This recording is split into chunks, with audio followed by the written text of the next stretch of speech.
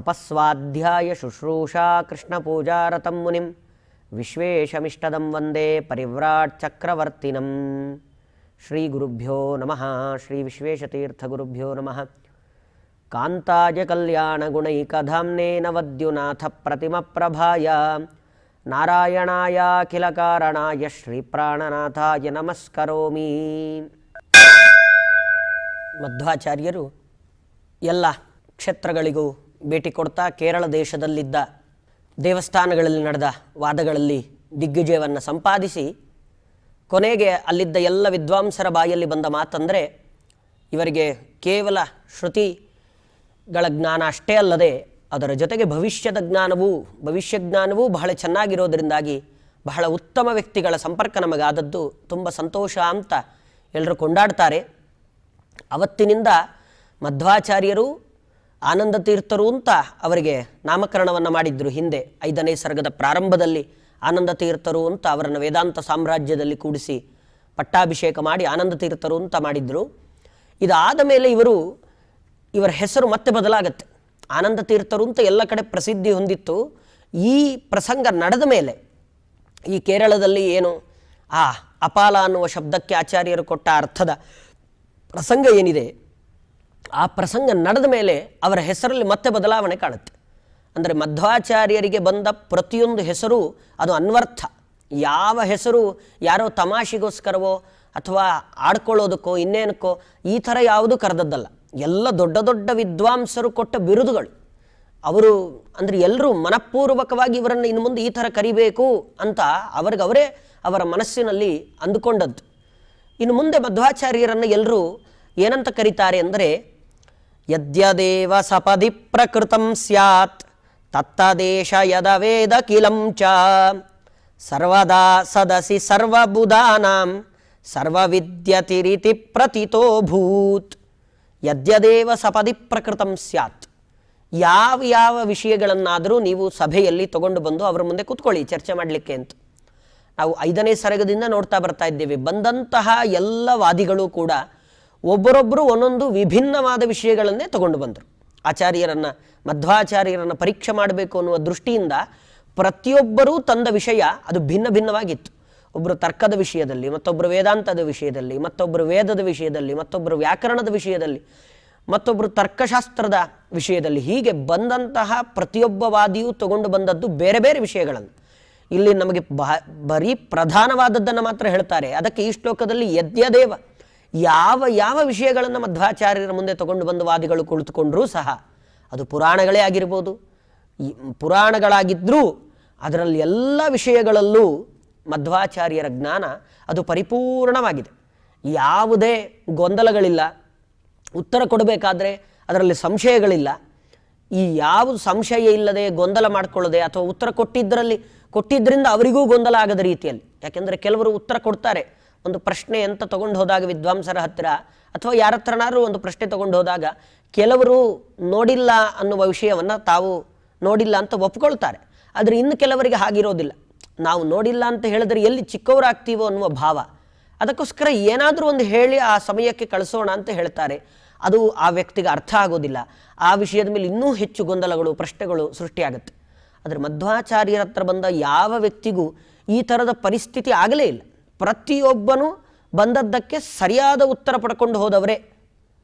ಯಾರಿಗೂ ಸಂಶಯ ಬಂದದ್ದು ಅನ್ನುವ ಒಂದು ಪ್ರಸಂಗವೇ ಇಲ್ಲ.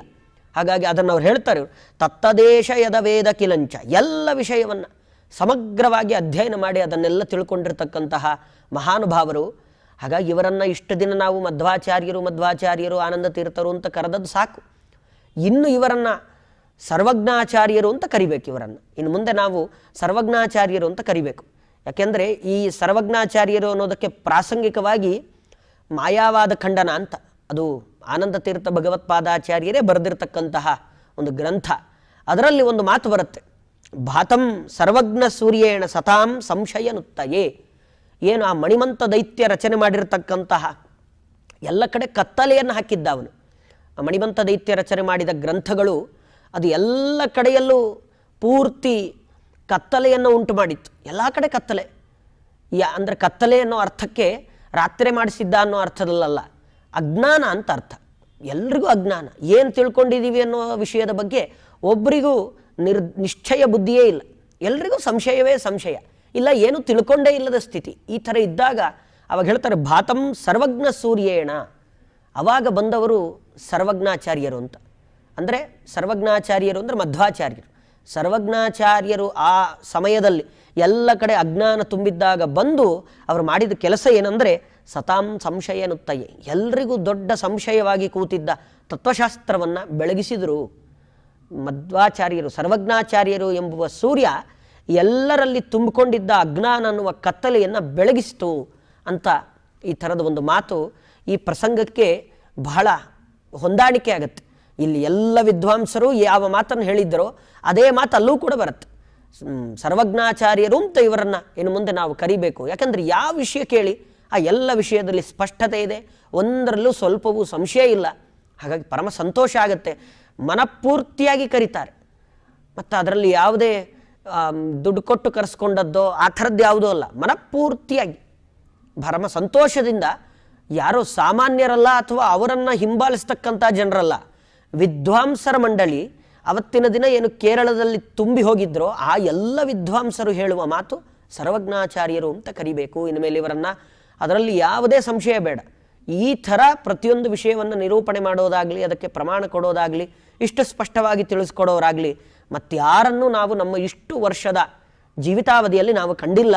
ಅದರಿಂದಾಗಿ ಇವರನ್ನು ಸರ್ವಜ್ಞಾಚಾರ್ಯರು ಅಂತ ಕರೆಯೋದರಲ್ಲಿ ಯಾವುದೇ ರೀತಿಯಾದ ತಪ್ಪಿಲ್ಲ ಅಂತ ಹೇಳಿ, ಸರ್ವದಾ ಸದಸಿ ಸರ್ವಬುಧಾನಾಂ ಸರ್ವವಿದ್ಯತಿರಿತಿ ಪ್ರತಿತೋಭೂತ್. ಅದರಿಂದ ಮಧ್ವಾಚಾರ್ಯರನ್ನು ಇನ್ನು ಮುಂದೆ ಸರ್ವಜ್ಞಾಚಾರ್ಯರು ಅಂತ ವಿದ್ವತ್ ಸಭೆಗಳಲ್ಲಿ, ಪ್ರತಿಯೊಂದು ವಿದ್ವತ್ ಸಭೆಗಳಲ್ಲೂ ಅವರನ್ನು ಕರಿತಾ ಇದ್ದಿದ್ದೇ ಸರ್ವಜ್ಞಾಚಾರ್ಯರು ಅಂತ ಕರೀತಾರೆ. ಈ ಥರದ ಕೀರ್ತಿಯನ್ನು ಸಂಪಾದನೆ ಮಾಡಿದವರು ಮಧ್ವಾಚಾರ್ಯರು. ಅಂದರೆ ಯಾರಲ್ಲೂ ಒಬ್ಬರಲ್ಲೂ ದ್ವೇಷ ಅಸೂಯೆಗಳನ್ನು ತೋರಿಸದೆ ತಾವೇನು ಭಗವಂತನ ಅನುಗ್ರಹದಿಂದ ಸಂಪಾದನೆ ಮಾಡಿಕೊಂಡು ಬಂದಿರುವಂತಹ ಜ್ಞಾನ, ಅದನ್ನು ಪ್ರಾಮಾಣಿಕವಾಗಿ ಅದನ್ನು ಎಲ್ಲರಿಗೂ ತಲುಪುವ ರೀತಿಯಲ್ಲಿ ಮಾಡಿದರೆ ಜನರು ತಾವಾಗಿ ತಾವೇ ಅವರಿಗೆ ಶರಣಾಗತರಾಗ್ತಾರೆ. ಮಧ್ವಾಚಾರ್ಯರು ಅದನ್ನು ತೋರಿಸಿಕೊಟ್ರು. ನಮ್ಮ ಕೆಲಸ ಏನಿದೆ ಅದನ್ನು ನಾವು ಪ್ರಾಮಾಣಿಕವಾಗಿ ಭಕ್ತಿ ಶ್ರದ್ಧೆಗಳಿಂದಾಗಿ ಮಾಡಿದ್ವಿ ಅಂತಾದರೆ ಅದಕ್ಕೆ ಫಲ ಕೊಡುವ ಜವಾಬ್ದಾರಿ ಅದು ಭಗವಂತನದ್ದು ಅಂತ. ನೀವು ಕರ್ಮ ಮಾತ್ರ ಮಾಡಿ ಫಲ ನನ್ನ ಜವಾಬ್ದಾರಿ ಅಂತ ಭಗವದ್ಗೀತೆಯಲ್ಲಿ ಕೃಷ್ಣ ಏನು ಹೇಳಿದ್ದಾನೆ, ಆ ರೀತಿಯಲ್ಲಿ ತಮ್ಮ ಜೀವನವನ್ನು ನಡೆಸಿ ತೋರಿಸಿಕೊಟ್ಟವರು ಮಧ್ವಾಚಾರ್ಯರು. ತಮ್ಮ ಸಿದ್ಧಾಂತದ ಮೇಲೆ ಅಥವಾ ಮತ್ತೊಬ್ಬರ ಸಿದ್ಧಾಂತದ ಮೇಲೆ ಅವರಿಗೆ ಯಾವ ಕೋಪವೂ ಇಲ್ಲ, ಅಸೂಯೆಯೂ ಇಲ್ಲ. ಅದನ್ನು ಖಂಡಾತುಂಡ ಮಾಡ್ತೇನೆ ಅಂತ ದುರಾಗ್ರಹದಿಂದಾಗ ಅದರ ಮೇಲೆ ವಾದ ಮಾಡಲಿಕ್ಕೆ ಹೋದವರು ಈ ಥರ ಯಾವುದೂ ಅಲ್ಲ. ತಾವು ಶ್ರದ್ಧೆಯಿಂದ ಭಗವಂತನ ನಿಜವಾದ ತತ್ವಜ್ಞಾನ, ಭಗವಂತ ಗುಣಪೂರ್ಣ, ಅವನು ನಿರ್ದೋಷ ಅನ್ನೋದನ್ನು ಜಗತ್ತಿನಲ್ಲಿ ಎಲ್ಲ ಕಡೆ ಎಲ್ಲರ ಬಾಯಲ್ಲಿ ಈ ಮಾತು ಬರಬೇಕು. ಭಗವಂತ ಗುಣಪೂರ್ಣ, ನಿರ್ದೋಷ, ಅವನಲ್ಲಿ ಯಾವ ದೋಷಗಳೂ ಇಲ್ಲ, ಇರೋದೆಲ್ಲ ಬರೀ ಗುಣಗಳೇ ಅನ್ನೋದು ಪ್ರತಿಯೊಬ್ಬರ ಬಾಯಲ್ಲಿ ಬರೆಸುವ ಒಂದು ಕೆಲಸ ಶ್ರದ್ಧಾಭಕ್ತಿಯಿಂದಾಗಿ ಮಾಡ್ತಾ ಹೊರಟವರು ಮಧ್ವಾಚಾರ್ಯರು. ಅವರು ಹೊರಟ್ರೆ ಅದಕ್ಕೆ ತೊಂದರೆ ಕೊಟ್ಟವರು ಮತ್ತೊಬ್ಬರು ಎಲ್ಲ ಬರೋರು ಇದ್ದಿದ್ದೆ. ಅದನ್ನು ಯಾವುದನ್ನು ಲೆಕ್ಕಿಸದೆ ತಮ್ಮ ಕರ್ತವ್ಯವನ್ನು ತಾವು ಮಾಡಿದ್ದಕ್ಕೆ ಎಲ್ಲ ವಿದ್ವತ್ ಸಭೆಗಳಲ್ಲಿ ಅವರಿಗೆ ದೊರೆತ ಸನ್ಮಾನ ಅದು ಸರ್ವಜ್ಞಾಚಾರ್ಯರು ಅಂತ. ಎಷ್ಟು ಸಂತೋಷ ಆಗಬೇಡ. ಆಗಿನ ಅವರಿಗೆ ದೀಕ್ಷೆಯನ್ನು ಕೊಟ್ಟ ಗುರುಗಳಿಗಿರ್ಬೋದು ಅಥವಾ ಅವರನ್ನು ಪಡೆದ ನಮ್ಮಂಥವರಿಗಿರ್ಬೋದು ಎಷ್ಟು ಪರಮಾನಂದ ಆಗುತ್ತೆ ಅಂದರೆ, ವಿದ್ವತ್ ಸಭೆಗಳು ಅವರಿಗೆ ಮತ್ತೊಂದು ನಾಮಕರಣವನ್ನು ಮಾಡಿ ಸರ್ವಜ್ಞಾಚಾರ್ಯರು ಅಂತ ಬಿರುದು ಕೊಡುತ್ತೆ ಅಂದರೆ ಇದಕ್ಕಿಂತಲೂ ಪರಮ ಸಂತೋಷವಾದ ಮತ್ತೊಂದು ಸುದ್ದಿಯೇ ಇಲ್ಲ. ಹಾಗಾಗಿ ಈ ಥರ ಮಧ್ವಾಚಾರ್ಯರಲ್ಲಿ ಬಹಳ ಸುಂದರವಾಗಿ ಆ ಯಾತ್ರೆಯನ್ನು, ದಕ್ಷಿಣದ ದಿಗ್ವಿಜಯವನ್ನು ಮುಗಿಸಿ ಅವರು ಅಲ್ಲಿಂದ ಹೊರಡ್ಲಿಕ್ಕೆ ಪ್ರಾರಂಭ ಆಗ್ತಾರೆ. ಯಾಕೆಂದರೆ ಮತ್ತವರು ಅನಂತಾಸನ ಉಡುಪಿಗೆ ಬಂದುಬಿಡಬೇಕು. ಬಂದ ಮೇಲೆ ಇನ್ನೂ ಬಹಳ ಪ್ರಧಾನವಾದ ಕೆಲಸ ಇದೆ, ಅದನ್ನು ಮುಂದೆ ನಿರೂಪಣೆ ಮಾಡ್ತಾರೆ. ಈ ಥರ ಸರ್ವಜ್ಞಾಚಾರ್ಯರು ಅಂತ ಪ್ರಸಿದ್ಧಿಯನ್ನು ಹೊಂದಿದ್ರು. ಆ ಸರ್ವಜ್ಞಾಚಾರ್ಯರು ಅಂತ ಅಲ್ಲಿ ಗೊತ್ತಾಯಿತು, ಎಲ್ಲ ಕಡೆ ಗೊತ್ತಾಯಿತೋ ಇಲ್ವೋ ಅಂಥ ಒಂದು ಒಳ್ಳೆಯ ಹೆಸರು ಎಲ್ಲ ಕಡೆಯಲ್ಲೂ ಹರಡಬೇಕಲ್ಲ. ಅದು ಹರಡ್ತೋ ಇಲ್ವೋ ಅಂದರೆ ಅದಕ್ಕೆ ಕವಿಗಳು ಬಹಳ ಚಮತ್ಕಾರವಾಗಿ ನಾರಾಯಣ ಪಂಡಿತಾಚಾರ್ಯ ಅದನ್ನು ಹೇಳ್ತಾರೆ. ಅಪ್ರಯಾತಮಪಿ ದೇಶಮಶೇಷಂ ವ್ಯಾನಶೇ ಸುಜನ ಕೈರವ ಬಂಧು ಪೂರ್ಣ ದುಃಪ್ರತತಯಾ ನಿಜ ಕೀರ್ತ್ಯ ಪೂರ್ಣಚಂದ್ರ ಇವ ಚಂದ್ರಿಕಯಾಲಂ. ಇವರು ಯಾವ ರೀತಿಯಾಗಿ ಮಧ್ವಾಚಾರ್ಯರು ದಕ್ಷಿಣದ ದಿಗ್ವಿಜಯವನ್ನು ಮಾಡ್ತಿದ್ದಾರೆ, ಬೇರೆ ಕಡೆಗಳಲ್ಲಿ ಹೋಗಲಿಲ್ವಲ್ಲ. ಹಾಗಾದರೆ ಅಲ್ಲೆಲ್ಲ ಇವರ ಆ ಸರ್ವಜ್ಞಾಚಾರ್ಯರು ಅನ್ನುವ ಹೆಸರು ಎಲ್ಲ ಕಡೆಯಲ್ಲಿ ಗೊತ್ತಾಯಿತೋ ಇಲ್ವೋ ಅಂದರೆ ಅದಕ್ಕೆ ಒಂದು ಒಳ್ಳೆಯ ದೃಷ್ಟಾಂತವನ್ನು ಕೊಟ್ಟು, ಒಂದು ಒಳ್ಳೆಯ ಉದಾಹರಣೆ ಕೊಟ್ಟು ಅದರಿಂದ ಅರ್ಥ ಆಗಬೇಕು ಎಲ್ರಿಗೂ. ಹೋ ಈ ಥರನಾ ಅಂತ ಗೊತ್ತಾಗಬೇಕು. ಅಷ್ಟು ಸುಂದರವಾದ ದೃಷ್ಟಾಂತವನ್ನು ಕೊಡ್ತಾರೆ. ಅವರು ಹೇಳ್ತಾರೆ,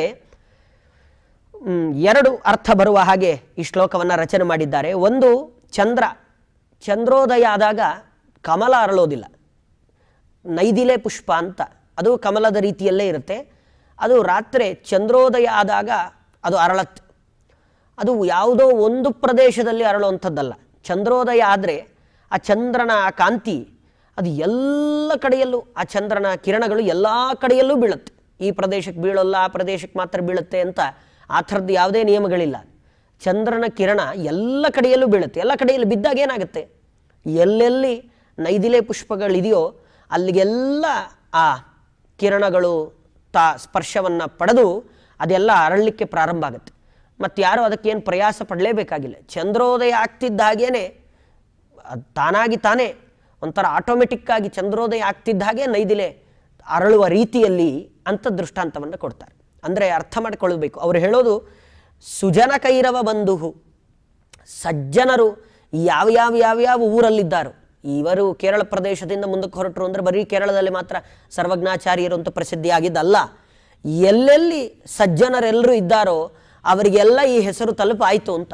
ಒಂದು ಸತಿ ಒಬ್ಬರ ಬಾಯಲ್ಲಿ ಇಲ್ಲಿ ಈ ವಿದ್ವನ್ ಮಂಡಲಿ ಇದು ಉದಯ ಆಯಿತು, ಇಲ್ಲಿ ಚಂದ್ರೋದಯ ಆಯಿತು, ಸರ್ವಜ್ಞಾಚಾರ್ಯರು ಅನ್ನುವ ಹೆಸರು ಇಲ್ಲಿ ಉದಯ ಆದರೆ ಎಲ್ಲೆಲ್ಲಿ ಸಜ್ಜನರಿದ್ದಾರೋ ಅವರ ಎಲ್ಲರ ಹೃದಯಕ್ಕೂ ಸರ್ವಜ್ಞಾಚಾರ್ಯರು ಅನ್ನುವ ಹೆಸರು ತಲುಪಾಯಿತು ಅಂತ ಬಹಳ ಚೆನ್ನಾಗಿ ಇದನ್ನು ನಿರೂಪಣೆ ಮಾಡ್ತಾರೆ. ಪೂರ್ಣದು ಪ್ರತತಯ ನಿಜಕೀರ್ತ್ಯ ಪೂರ್ಣಚಂದ್ರ ಇವ ಚಂದ್ರಿಕಾಯಾಲಂ.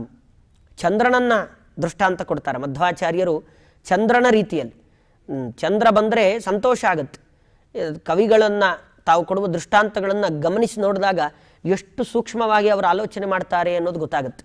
ಸೂರ್ಯ ಅಂತ ಕೊಡ್ಬೋದಾಗಿತ್ತು ಬಹಳ ಪ್ರಖರವಾಗಿ ಅಂತ, ಆ ಥರ ಅಲ್ಲ. ಯಾಕೆಂದರೆ ಅವರು ಇಲ್ಲಿ ಎರಡು ಹೇಳಿದ್ದಾರೆ. ಒಂದು, ಸಜ್ಜನರನ್ನು ಸಂತೋಷಪಡಿಸಬೇಕು, ಮತ್ತು ಅದರಿಂದ ಸಂತೋಷ ಆಗಬೇಕು, ಸಜ್ಜನರಿಗೆ ಸಂತೋಷ ಆಗಬೇಕು ಹೊರತು ದುಃಖ ಆಗಬಾರ್ದು ಅವರಿಗೆ. ಹಾಗಾಗಬೇಕಾಗಿದ್ದರೆ ಮತ್ತು ನೈದಿಲೆ ಪುಷ್ಪಗಳು ಅದು ಅರಳಬೇಕಾದ್ರೆ ಅದಕ್ಕೆ ಅಷ್ಟೇ ಚಂದ್ರನ ತಂಪಾದ ಕಿರಣಗಳು ಸಾಕು, ಅದಕ್ಕೆ ಪ್ರಖರವಾದ ಕಿರಣ ಬೇಡ. ಆದ್ದರಿಂದ ಇವರು ದೃಷ್ಟಾಂತ ಕೊಡಬೇಕಾದರೂ ಸಹಿತ ಅದರಲ್ಲೂ ಚಮತ್ಕಾರ ಮಾಡ್ತಾರೆ. ಮಧ್ವಾಚಾರ್ಯರು ಅಂದರೆ ಅವರು ಚಂದ್ರ, ಮನಸ್ಸಿಗೆ ಹಿತವನ್ನು ಉಂಟು ಮಾಡ್ತಾರೆ. ಸೂರ್ಯನ ಪ್ರಕಾಶ ಅದು ಬಹಳ ಪ್ರಖರ. ಯಾರೋ ದುರ್ವಾದಿಗಳು ಬಂದರೆ ಅವರಿಗೆ ಸೂರ್ಯನ ರೀತಿಯಲ್ಲಿ ಇದ್ದರು ಮಧ್ವಾಚಾರ್ಯರು. ಸಜ್ಜನರಿಗೆ ಸೂರ್ಯನಂತಲ್ಲ, ಅವರು ಚಂದ್ರನ ಥರ. ಲಸತು ಶ್ರೀಮದ್ ಆನಂದ ತೀರ್ಥೇಂದುರ್ನೋ ಹೃದಂಬರೆ ಯದ್ವಚಶ್ಚಂದ್ರಿಕಾ ಸ್ವಂತ ಸಂತಾಪಂ ವಿನಿಕೃಂತತಿ ಅಂತ ಅವರನ್ನು ಸ್ತೋತ್ರ ಮಾಡ್ತಾರೆ. ಲಸತು ಶ್ರೀಮದ್ ಆನಂದ ತೀರ್ಥೇಂದು, ಆನಂದ ತೀರ್ಥರು ಅನ್ನುವ ಚಂದ್ರ ನಮಗೆ ಅನುಗ್ರಹವನ್ನು ಮಾಡಲಿ ಅಂತ ಅವರನ್ನು ಪ್ರಾರ್ಥನೆ ಮಾಡ್ತಾರೆ. ಹಾಗೆ ಇಲ್ಲಿ ನಾರಾಯಣ ಪಂಡಿತಾಚಾರ್ಯರು ಸರ್ವಜ್ಞಾಚಾರ್ಯರು ಅನ್ನುವ ಹೆಸರು ಎಲ್ಲ ಕಡೆ ತಲುಪ್ತೋ ಇಲ್ವೋ ಅಂತ ನೀವು ಗೊಂದಲಕ್ಕೆ ಒಳಗಾಗಬೇಡಿ ಅಂತ ನಮಗೆ ಧೈರ್ಯ ಕೊಡ್ತಾರೆ. ಎಲ್ಲೆಲ್ಲಿ ಸಜ್ಜನರಿದ್ರೋ ಎಲ್ರಿಗೂ ಕೂಡ ಮಧ್ವಾಚಾರ್ಯರಿಗೆ ಸರ್ವಜ್ಞಾಚಾರ್ಯರು ಅಂತ ಅವರು ಹೇಳಿದ್ದು ಎಲ್ಲ ಕಡೆಯಲ್ಲೂ ಪ್ರಚಾರ ಆಯಿತು. ಇದರಲ್ಲಿ ಯಾವುದೇ ಸಂಶಯ ಬೇಡ. ಸಂಶಯ ಯಾವ ರೀತಿಯಾಗಿ ಬೇಡ ಅಂದರೆ, ಚಂದ್ರೋದಯ ಆದಾಗ ಆ ಊರಲ್ಲಿದ್ದ ನೈದಿಲೆ ಪುಷ್ಪ ಅರಳಲಿಲ್ವಲ್ಲ, ಈ ಊರಲ್ಲಿದ್ದ ನೈದಿಲೆ ಪುಷ್ಪ ಅರಳಲಿಲ್ವಲ್ಲ ಅಂತ ಯಾವ ರೀತಿಯಾಗಿ ಯಾರೂ ಅಂದ್ಕೊಳ್ಳೋದಿಲ್ವೋ, ಅದೇ ರೀತಿಯಾಗಿ ಒಂದು ಸತಿ ಆ ವಿದ್ವತ್ ಸಭೆಯಲ್ಲಿ ಬಂದ ಸರ್ವಜ್ಞಾಚಾರ್ಯರು ಅನ್ನುವ ಹೆಸರು ಅದು ಎಲ್ಲ ಕಡೆಯಲ್ಲೂ ಕೂಡ ಪ್ರಚಾರ ಆಗುತ್ತೆ. ಬಹಳ ಆ ಕೀರ್ತಿ ಎಲ್ಲ ಕಡೆಯಲ್ಲೂ ಹರಡುತ್ತೆ, ಎಲ್ಲ ಸಜ್ಜನರಿಗೂ ಪರಮ ಸಂತೋಷ ಆಗುತ್ತೆ. ಇದಾದ ಮೇಲೆ ಆಚಾರ್ಯರು ಅಲ್ಲಿಂದ ಹೊರಟಿದ್ದಾರೆ. ಹೊರಡ್ತಾ ಮತ್ತು ಅವರಿಗೆ ಬೇಕಾದಷ್ಟು ದೇವಸ್ಥಾನಗಳ ಸಂಪರ್ಕ. ಸುಂದರೇಶು ಸುರಮಂದಿರ ವೃಂದೇ ಇಂದಿರಾರಮಣ ವಂದನ ಕೃತ್ಯಂ ಆಚರನ್ನ ಸುಚಿರಾತ್ ಸುವಿಚಾರೋ ರೂಪ್ಯಪೀಠ ಪತಿಮಾಪ ಮುಕುಂದಂ. ಅಲ್ಲಿಂದ ಮುಂದಕ್ಕೆ ಬರಬೇಕಾದ್ರೆ ಮಧ್ವಾಚಾರ್ಯರು ಅಲ್ಲಿ ಸಿಗುವ ಎಲ್ಲ ದೇವಸ್ಥಾನಗಳಿಗೂ, ಅದರಲ್ಲಿ ಮತ್ತೆ ಯಾವುದೇ ಭೇದ ಭಾವ ಮಾಡಲಿಲ್ಲ. ಸಿಗುವಂತಹ ಪ್ರತಿಯೊಂದು ದೇವಸ್ಥಾನಕ್ಕೂ ಆಚಾರ್ಯರು ಭೇಟಿ ಕೊಟ್ಟು ನಮಸ್ಕಾರ ಮಾಡಿ ಹೋಗ್ತಾ ಇದ್ರು ಅಂತ ಒಂದು ಅಂಶವನ್ನು ಬಹಳ ಚೆನ್ನಾಗಿ ಹೇಳ್ತಾರೆ. ಎಲ್ಲ ಕಡೆಯಲ್ಲೂ ಹೋಗಿ ನಮಸ್ಕಾರ ಹಾಕಬೇಕಾದ್ರೆ ಮಧ್ವಾಚಾರ್ಯರ ಮನಸ್ಸಿನಲ್ಲಿದ್ದ ಭಾವನೆ ಎಂಥದ್ದು ಅಂದರೆ, ಇಂದಿರಾರಮಣ ವಂದನ ಕೃತ್ಯಂ. ಎಲ್ಲೇ ಹೋಗಲಿ, ಯಾವುದೇ ವಿಗ್ರಹಗಳಿರಬಹುದು, ಅದನ್ನು ನೋಡಿದರೆ ಅದರ ಒಳಗಡೆ ಭಗವಂತನಿದ್ದಾನೆ ಅನ್ನುವ ಚಿಂತನೆಯಿಂದ ಅಲ್ಲಿ ನಮಸ್ಕಾರ ಮಾಡಿ ಹೋಗ್ತಾ ಇದ್ರು ಅಂತ. ಇದನ್ನು ಅವರು ದೊಡ್ಡ ತತ್ವ, ಇದನ್ನು ನಮಗೆ ತಿಳಿಸಿಕೊಡ್ತಾರೆ. ಕಲ್ಲೇ ದೇವರಲ್ಲ, ಕಲ್ಲಿನ ಒಳಗಡೆ ದೇವರು ಅಂತ ಅದನ್ನು ತೋರಿಸಿಕೊಡ್ತಾರೆ. ಯಾಕೆಂದರೆ ಬ್ರಹ್ಮಸೂತ್ರಗಳನ್ನು ಬರೀ ಓದೋದು ಬೇರೆ, ಓದಿದ್ದನ್ನು ಜೀವನದಲ್ಲಿ ಅಳವಡಿಸಿಕೊಂಡು ನಡೆಯೋದು ಅದು ಬೇರೆ. ವಾಸ್ತವಿಕವಾಗಿ ಎಲ್ಲರೂ ಅದನ್ನು ಮಾಡಬೇಕು, ಅದು ಬಹಳ ಕಷ್ಟ. ಅದನ್ನು ಅಳವಡಿಸಿಕೊಂಡು ಮಾಡಿದವರು ಮಧ್ವಾಚಾರ್ಯರು. ನ ಪ್ರತೀಕೇ ನಹಿ ಸಹ ಅಂತ ಹೇಳಿದ ಹಾಗೆ ಪ್ರತೀಕ ದೇವರಲ್ಲ, ಪ್ರತೀಕದ ಒಳಗಡೆ ಭಗವಂತನ ಸನ್ನಿಧಾನ ಇದೆ, ಭಗವಂತ ಅದರ ಒಳಗಡೆ ನಿಂತಿದ್ದಾನೆ ಅಂತ. ಹಾಗಾಗಿ ದೇವಸ್ಥಾನಕ್ಕೆ ಹೋದವರೆಲ್ಲ ಮಾಡಬೇಕಾದ ಕೆಲಸ ಏನಂದರೆ, ನಮ್ಮ ಕಣ್ಣೆದುರುಗಡೆ ಕಾಣುವ ಮೂರ್ತಿಯೇ ದೇವರಲ್ಲ, ಮೂರ್ತಿಯ ಒಳಗಡೆ ಭಗವಂತನ ವಿಶೇಷ ಸನ್ನಿಧಾನ ಇದೆ ಅನ್ನೋದನ್ನು ನಮ್ಮ ಮನಸ್ಸಿನ ಒಳಗಡೆ ತಗೊಂಡು ಹೋದರೆ ಆಗ ಆ ಭಗವಂತ ಅನುಗ್ರಹ ಮಾಡ್ತಾನೆ. ಅದನ್ನು ಇವರು ತೋರಿಸಿಕೊಡ್ತಾರೆ. ಹೋದ ಪ್ರತಿಯೊಂದು ದೇವಸ್ಥಾನಗಳಿಗೆ, ಅದು ರುದ್ರದೇವರದ್ದಿರ್ಬೋದು, ಯಾರ ದೇವಸ್ಥಾನಗಳಿದ್ದರೂ ಎಲ್ಲ ದೇವಸ್ಥಾನಗಳಿಗೂ ಆಚಾರ್ಯರು ಭೇಟಿ ಕೊಡ್ತಾರೆ. ಆ ಮಾರ್ಗದಲ್ಲಿ ಬರಬೇಕಾದ್ರೆ ಸಿಗುವಂತಹ ಆ ಭೇಟಿ ಕೊಟ್ಟು ಅಲ್ಲಿ ನಮಸ್ಕಾರ ಮಾಡಿ ಬರಬೇಕಾದ್ರೆ ಅವರ ಭಾವನೆ ಇಂದಿರಾರಮಣ ವಂದನ ಕೃತ್ಯಂ. ಅದರ ಒಳಗಡೆ ಇಂದಿರಾರಮಣ ಭಗವಂತನಾದ ನಾರಾಯಣ ಅದರ ಒಳಗಡೆ ವಿಶೇಷವಾಗಿ ಸನ್ನಿಧಾನಯುಕ್ತನಾಗಿದ್ದಾನೆ ಎನ್ನುವ ಚಿಂತನೆಯಿಂದ ನಮಸ್ಕಾರ ಮಾಡಿ ಮುಂದಕ್ಕೆ ಬರ್ತಾರೆ. ಬಂದು ಅವರು ತಲುಪುವ ಜಾಗ ಸೀದಾ ಅನಂತಾಸನ, ರೂಪ್ಯಪೀಠ ಪತಿಮಾಪ ಮುಕುಂದಂ. ಅಲ್ಲಿಂದ ಉಡುಪಿ ಕ್ಷೇತ್ರಕ್ಕೆ ವಾಪಸ್ ಬರ್ತಾರೆ. ಬಂದು ಬಹಳ ದೊಡ್ಡ ಆಲೋಚನೆ, ಅವರ ಅವತಾರದ ಪ್ರಧಾನ ಕಾರ್ಯ, ಅದರ ಬಗ್ಗೆ ಆಲೋಚನೆ ಮಾಡ್ತಾರೆ. ಯಾವುದದು ಬಹಳ ಪ್ರಧಾನವಾದ ಕಾರ್ಯ, ಅವರ ಅವತಾರ ಆಗಿದೆಯೇ, ಯಾವ ಕಾರಣದಿಂದಾಗ ಅವತಾರವನ್ನು ಮಾಡಿದರೋ ಆ ಪ್ರಧಾನ ಕಾರ್ಯದ ಬಗ್ಗೆ ಇನ್ನು ಮುಂದುವರಿಯೋಣ ಅನ್ನುವ ಚಿಂತನೆಯನ್ನು ಮಾಡ್ತಾರೆ. ಯಾವುದು ಆ ಪ್ರಧಾನ ಕಾರ್ಯ ಅನ್ನೋದನ್ನು ನಾಳೆಯ ದಿನ ನೋಡೋಣ ಅಂತ ಹೇಳಿ ನನ್ನ ಮಾತನ್ನು ಮುಗಿಸ್ತೇನೆ. ಕೃಷ್ಣಾರ್ಪಣಮಸ್ತು.